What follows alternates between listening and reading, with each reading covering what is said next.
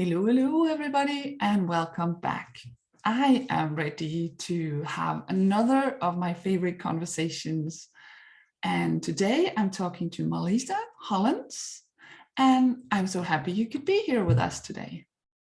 Thank you. Yeah, it feels like a wonderful space to have these conversations about what we're like, our gifts, and how we find our way in the world as a highly sensitive person, or as I was sharing with you, a highly soulful person is what I like to call it. Yes. And I really like that term. So if you would start out by telling us a little bit more about yourself, and maybe we can get back to that, or maybe you're gonna tell us about it in your introduction. Certainly. So I felt like the stork dropped me off at the wrong house. And I have a feeling that might resonate with some other people. Oh, yes, I think it might. Just might. I was the youngest person in age in my family, and I felt this inner wisdom and observation from a very young age that wasn't really welcomed. You know, it was talked about as shyness, introversion. You know, why are you crying if something upset me? So perhaps not attuned parenting or nurturing that I was looking for as a child. Of course, I couldn't verbalize that. My parents did separate when I was young too. So then I went into my inner world even more. Yeah. And that really led me to the seeker's path. When I was 18, I thought there's got to be more information out there to live this life that I know somehow is available. Yes. I knew that there was leadership out there that I hadn't had yet. And instead of sitting back and sort of accepting what I was given, I thought, I'm going to go out and just have experiences and learn. And then that really has still been the trajectory of my life, you know, 20 plus years later, is learning, seeking, understanding. And it's led to quite a transformation, even in my family, you know, my childhood family, my mother and father, really being able to step into leadership, which is an interesting concept because I don't think a lot of empathic or highly sensitive people consider themselves leaders. They might be inner leaders, but they don't see themselves as outer leaders. And I feel like that's a big missing piece for us, is to be able to lead and express ourselves by feeling safe and not judged. And some of that's just our own inner dialogue. Yes, absolutely. I'm starting to realize that a lot of the limitations I have felt, I might have picked them up from someone else originally, but I'm the one who's kept it alive by telling myself, oh, I can't do that, or no, I'm not like that, or whatever it is. So I think you're absolutely right. And I'm really impressed that you had this sense so early on and stuck with it, that there's more to life, because I recognize that. I always, I think I always sensed it, but I wasn't as aware as it sounds like you were. It was just this sort of, this can't be it, more than I know there's something better out there for me. So, well, if I could speak to that, what I had found was that I saw things that other people didn't see. So whether it was my connection with animals, my desire to be in nature more often than other people, my desire for quiet, my love of beauty, whether it was in music or movies or art, there was a richness to it, as well as the difficult part of feeling misunderstood. And for me, I can share that came up in some victim mentality. I can call myself that. And that's not how I wanted to operate, like being a sponge for like everything I heard is criticism or like feedback, instead of going, oh, that's interesting. And of course I can observe that now, and people may be in this space, and it really is a transition. It's a transition where you just feel like, you know, I don't want to feel this pain when someone's giving me feedback. It might be in a non-constructive or loud, or it might be in a way that we don't like the delivery, but it's like, can I hear the message? Because that's about the stepping into the leadership part, is like, can I hear what they're trying to express? And I think that it's helpful to think of, if someone heard me that way when I was younger, that would have changed my life. That's fine. It's past, but I can do that for someone now. Perhaps a coworker or a boss or someone who's like acting kind of disgruntled, instead of just saying like, check your own energy at the door and don't bring that into my space. You know, sometimes there is a time for that. You can listen to the underlying need of, wow, like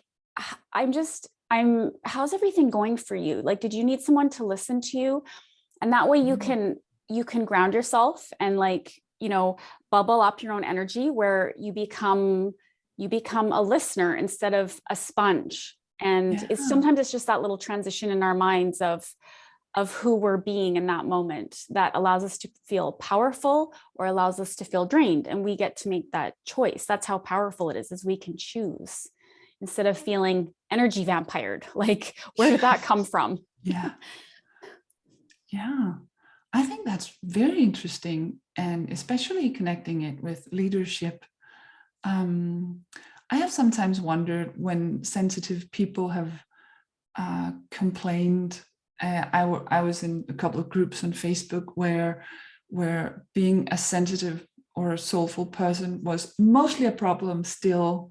And there's this, this person was sort of mean to me, or this person sort of threw up all over me, sort of verbally, with all their stuff. Emotionally barfing is what I call it. Yes, yes, that one.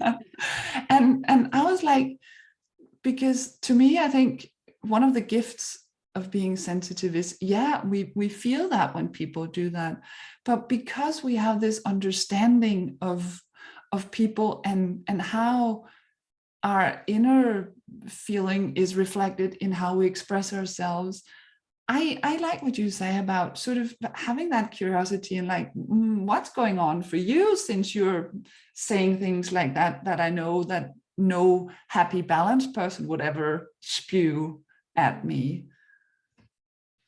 Yeah. So I think sometimes we've armored ourselves up as a protective measure, because when we had these feelings, we didn't know what they were. Sometimes they weren't encouraged, they weren't understood. So we decided the safest thing to do was to put on the armor, put up the barrier, and take care of ourselves, and live in our own world, create our own home environment, maybe have a challenging time living with partners or kids or whatever, because they can disrupt our environment. And we've told ourselves certain things. If I can control my environment, things feel much safer.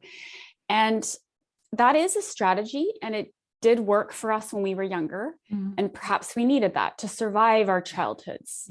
But as an adult, that doesn't serve us any longer.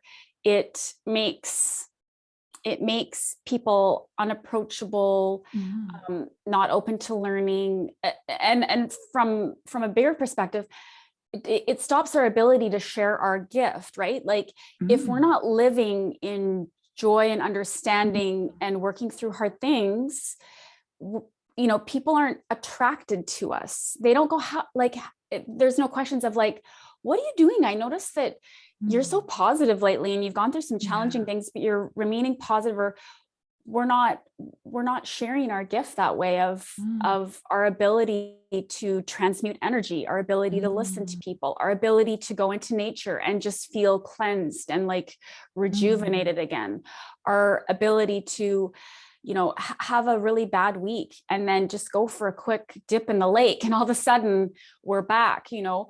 This is a gift. A lot of people, it takes them months and years to kind of get that energy out, whereas we can ground ourselves by walking bare feet on the grass, and it's very potent for us. And so I think it's really important so this is what I think of it as: flying, like, how they say fly your freak flag. I say fly your HSP flag. Like, let's not keep this a secret anymore of how we care for ourselves, care for the environment. We're being called to come forward to share. We're experiencing some negativity and pushback in the world. That is the world saying, we need you, come step forward. And so I want to encourage people to do that where they feel safe, but there's a bit of an edge to it, because this is what I'm saying. We haven't learned how to operate this way. And that's, that's actually who I help is highly sensitive people, empathic people step into their abundant life, because we tend to minimize things, right? We tend to minimize our career goals, money and wealth. We tend to minimize our, I want, the word isn't stance, but our, like how we are in relationship. We might let someone else lead us in relationship instead of being the leader ourselves.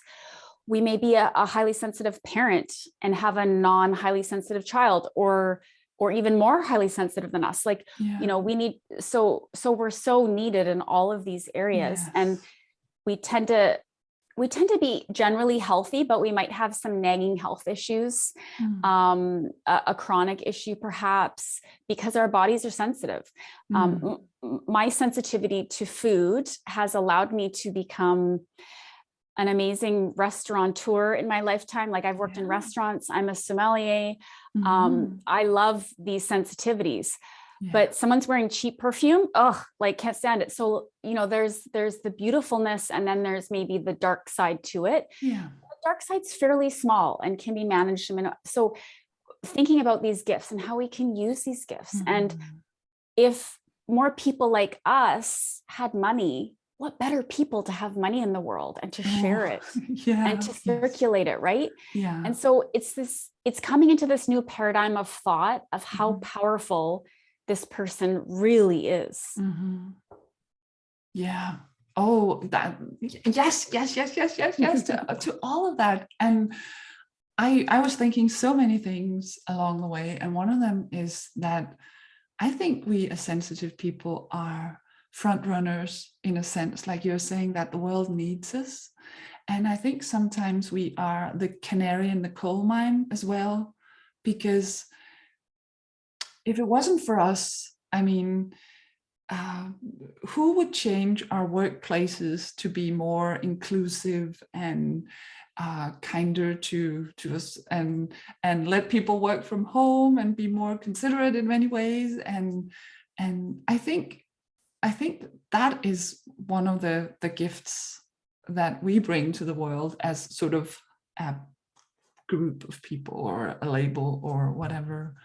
I think by what seems like our limitations, they have to, in trying to live life with that, we have to change the outer world to fit ours better. And I think everybody benefits from that, because like you say, if more people get to be aware of nature and get out there and sense it and feel it, and maybe things like food or chemical scents, that people who are sensitive to that are the ones saying, hey, do we need all this stuff in our food and in our products? Couldn't we be without them? Because we have to be without them. And then by eliminating some of that, by eating cleaner and more healthy, maybe that benefits everyone who weren't suffering from the old ways. But is that making sense? Yes. So what I hear you saying is like becoming the spokesperson for people, right? Whether it's empathic or highly sensitive people, we make up about a quarter of the population. So 25% of the population, because we don't, put our hands up and ask for things or demand things or whatever, like anything in that arena, that means a quarter of the population is really not getting served. And I mean, served in the workplace, served in families, served in the community. And generally speaking, they have great ideas. They can see ahead, like they can see the future really well. And they also are aware of personal satisfaction, and not just their own, but say, for example, in the workplace, there wasn't an adequate lunchroom, for example, or it was cold or halogen lights or whatever. And they just said, I'm wondering if we have a budget to renovate the lunchroom a little bit, maybe put in some softer colors and some seating that's a bit more comfortable, whatever. If they actually said that, that is going to provide enjoyment for the entire office. Absolutely. As well as perhaps asking for flex days to work from home, or like they might think it's actually self-centered, but instead they're a spokesperson for the whole environment. So I think this is the switch in our brains that we need to understand, is that it's not self-serving. We are actually speaking up for the entire population. And, even with food, if people aren't liking or enjoying the food that they're having, it means they're numbing their feelings. And so if we can heighten that and bring that back somehow, we're creating enjoyment. So it's not just about food, but we're creating enjoyment. Like I love looking forward to my next meal. It's actually one of my pleasures in my day. And people say, oh, I didn't have anything to do last night. I was like, well, you had to eat something. You could have gone to the grocery store and gotten like local seasonal stuff, pulled out a recipe book, turned on music, cooked something, like spent 2 hours making that meal that you never have time for. Like, what do you mean you didn't have time to, like, you didn't do anything? And so these pleasures can be brought to people's attentions that they tend to steamroll over. Like we tend to stuff down feelings, whether we're tired, maybe we're feeling joyful, and we even feel guilty admitting that we're feeling excited or we had a win or celebrating because we're thinking of everyone else. And so that shift of that actually serves everybody else, and that is actually the leadership we're being asked to step into. I think that's, again, this message that I keep hearing from everything, is that they need more of us. They don't need less of us. Yes, absolutely. And I like to think that we are moving in the right direction, that possibly more of us are becoming sensitive or aware of the sensitivity that we have. You said something early on, I think it was related to this sense of knowing that there's something better, and I think of it sometimes as not being willing to settle, or not even not willing to, but because of our sensitivities, we cannot just live with the old ways of doing things sometimes. So sometimes it's not even a choice. And I think some of us who we would say, oh, they're not as sensitives or as sensitive, I think maybe they could be, maybe they were, but were shut down harder than we were. Or maybe we were more stubborn in holding on to, no, there has to be more, life has to be better, I cannot compromise who I actually am, where I don't know if that's just wishful thinking, or I understand what you're saying, Trini. And I do think there are some highly sensitive people that have turned off their sensitivity completely because it hurt too much for them and they didn't know what to do about it. And they appear to be a very judgmental, angry person. And it's funny because they're highly sensitive as well. And this has been their strategy. And it's important to recognize that because it allows them to come back into an environment where they can feel themselves again, and that it's not a burden, it's not a burden, it's a gift. And it is about being present. So that's what I'm saying. If you notice that aggressive person at work or whatever, they're actually probably highly sensitive, but it hasn't been managed in the best way. So to be able to call them back into it by caring, right? They're just like, what they're saying is, I've been told I don't matter, so I'm going to say something really loudly and aggressively because then I feel heard. And so they might do that. But as soon as you say, I just feel like something's going on here. Did you want to have a 5-minute chat, or can I take you for a coffee or something? Then you can see them literally, their eyes, their shoulders, everything changes. And they're like, oh, they wouldn't verbalize it this way, but I matter is what runs through the body. And that's a gift we can give to so many people. And that was probably the gift that we wanted when we were younger. So we know how powerful that is. And so we also have to stand for our fellow highly sensitive people that have armored up. We have to let them know that's not by leadership again, there is another way you can do this. Yes. And show them that way. Like, wow, you're having troubles with your kids. Oh my gosh, I had no idea. Like, I really appreciate you sharing. That sounds really stressful. Yeah. You know, how are you coping with that? That is such a loving, kind thing to say that they may not get from anybody else. So it's really important that we do take this armor off, and we do start to hold, I call, like, over boundaries, I call them containers. Because again, I feel like boundary is a word where it's like, there's a line here, because boundary is a demarcation. And it's like, this is my line. You don't come over here. I don't go over there. Like, I feel like it's a bit of an aggressive word. And so I feel like containers is a much better word to describe how I like to use boundaries. And that is, I'm filling myself up for this moment. And then I can transition to another moment. And so that allows us to hold space for being the parent, being the employee or the boss, being the partner. Sometimes we get overwhelmed by roles.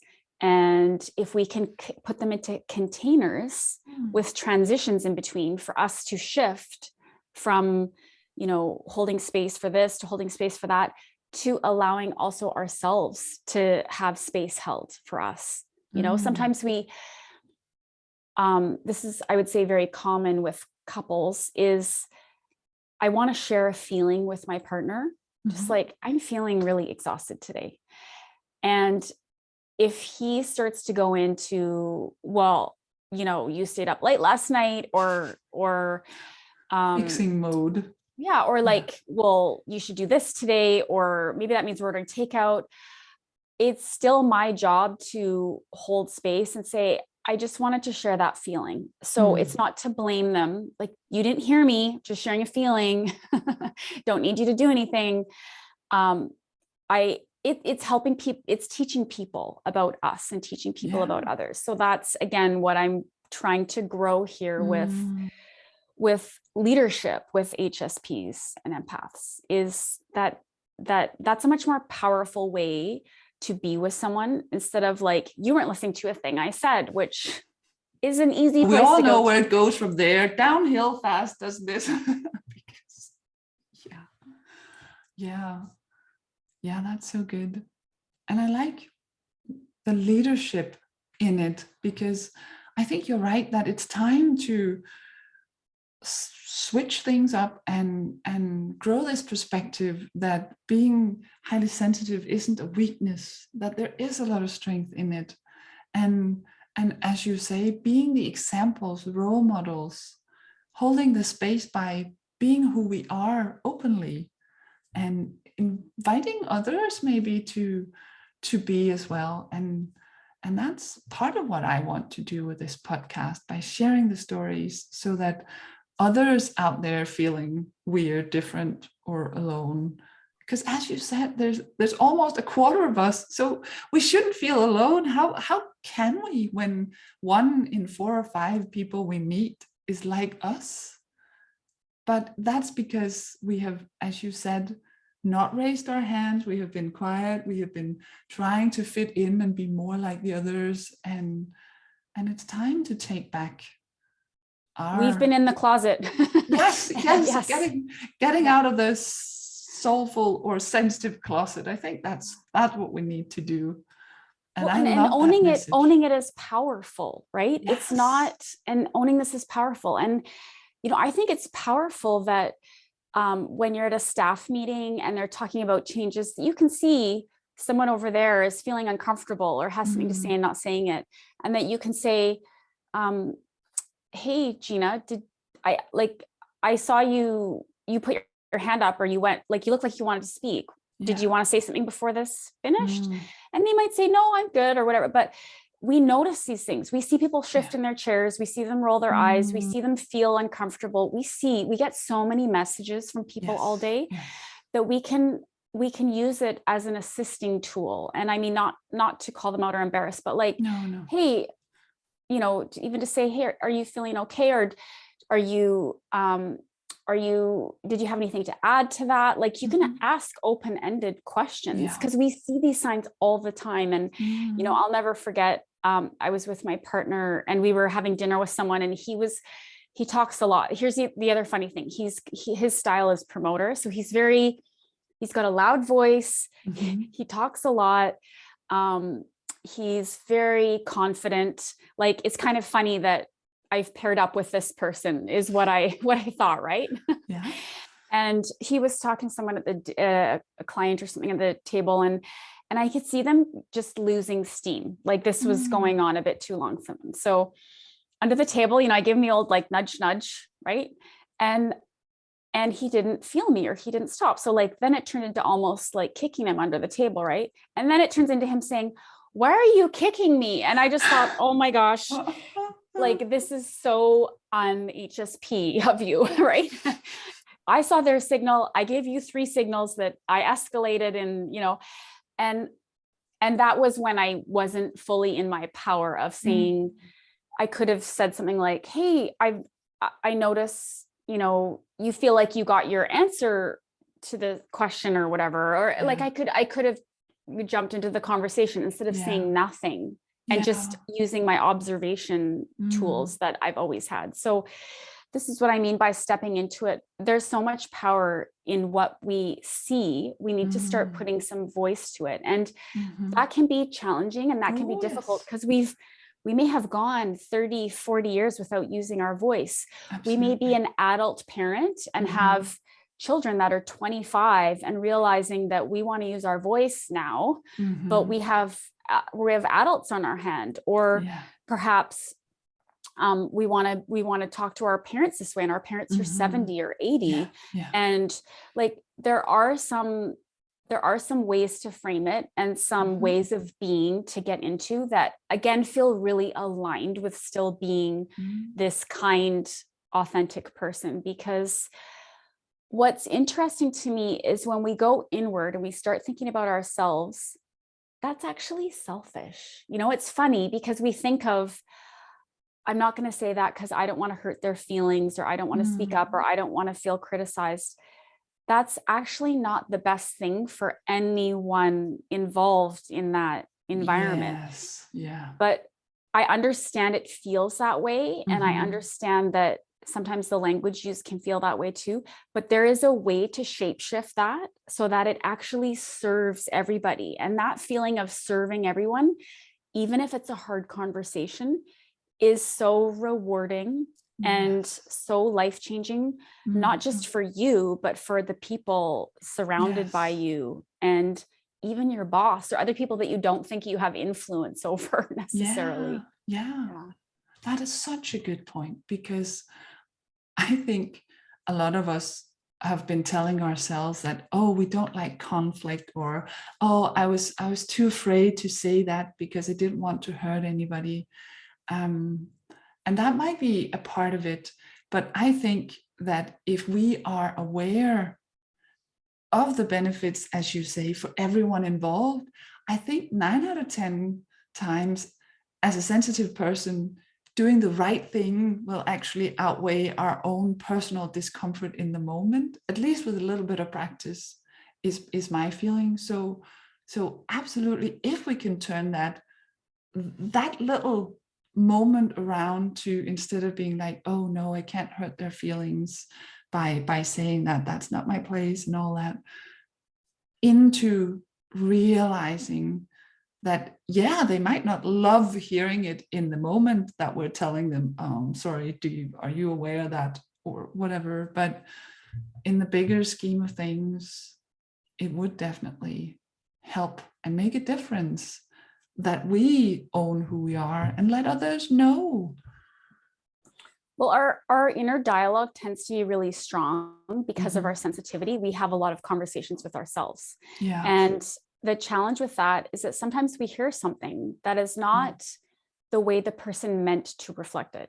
So even by just reflecting the event that's happening, not even saying what you're feeling, that, just say, I heard you say, you know, you are wanting me to start to come into work early, or to your partner, I'm hearing you say that you don't want to go out on a date this Saturday, or you just reflect what you're hearing without emotion, but just like check the commentary, because so much is misunderstood.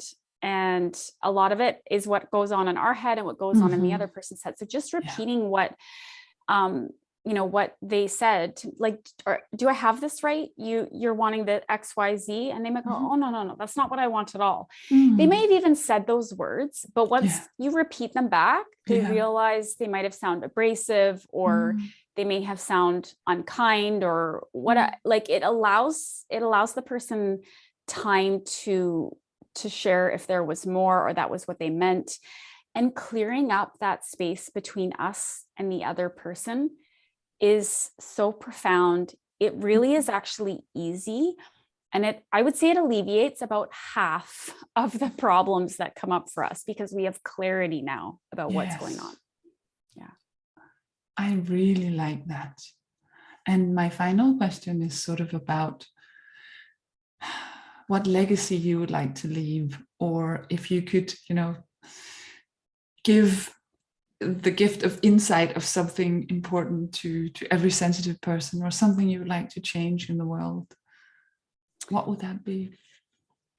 Such a great question. The legacy that I want to leave is how powerful being this highly soulful person is. And I think of it as a pebble. And so I started the pebble with my I started the pebble with myself. I started teaching myself about this and connecting with these powerful, empathic, sensitive people, like leadership, right? Seeing them, learning how they did this, learning how they reframed their own lives, their own stories. And then started with me. And then it went to my family of origin, my father, my sister, my mother. Then it went into my family that I live in now with my kids and my partner. And even I have a wonderful ex-husband, even him, and so it's like the ripple effect of how this goes. And now I help other empaths and HSPs learn how to step authentically into their power. And then, I do this, as you know, when you put media or podcasts out there, your intention is to reach that one person that needs to hear it, that one person. And so I keep rippling this out, and media lives on, media, someone might be listening to this podcast 5 years from now. So this is the energy and the power that we have. And that's what I think of as just that one person each day, and the ripple effect, and that turning this into really a gift, because it has been thought of as a drain, like even getting energy vampired, right? That language, instead of just saying, oh, that's interesting. I noticed I absorbed their energy. I wonder if I could create the energy and they could absorb it. How powerful is that to reverse it, right? So just reframing how powerful this really is. And that's why I love we're even doing this, because, 20 years ago, the empathic, highly sensitive person would have just been having these thoughts in their own head, in their own couch. They wouldn't be coming online to do this. So it shows that we're stretching and growing, and that we're changing the evolution for our kids. We're changing our genetics. We're getting the sensitive person to speak up and understand that it feels safe. And there's a way that they can do it that feels like their own. It feels good to them. That is truly powerful. And I hope you will share your links with us so I can put them in the show notes. If someone's sitting out there listening today or in 5 years thinking, I need more of that sensitive sense of leadership in my life. So if they want to reach out to you, we will put a way to do that in the notes. Is that okay? Absolutely. Totally. I've got, there's lots of information on my website, and I offer 45-minute sessions for free that is called What's Possible. And it is the exploration of what is possible for that person, and seeing this is what they need, and that this is what is going to work for them right now. And that is a gift that again, another pebble that I put out that I like to share with everybody. That's as beautiful as it is generous. So thank you so much for that. And thank you for being here. I'd like to think that we put out another pebble right here. Thanks for having me, Trine. And just this format is really needed. And I just wanted to acknowledge your courage for doing it and serving all of us out there. Oh, thank you so much. Have a beautiful day. You as well.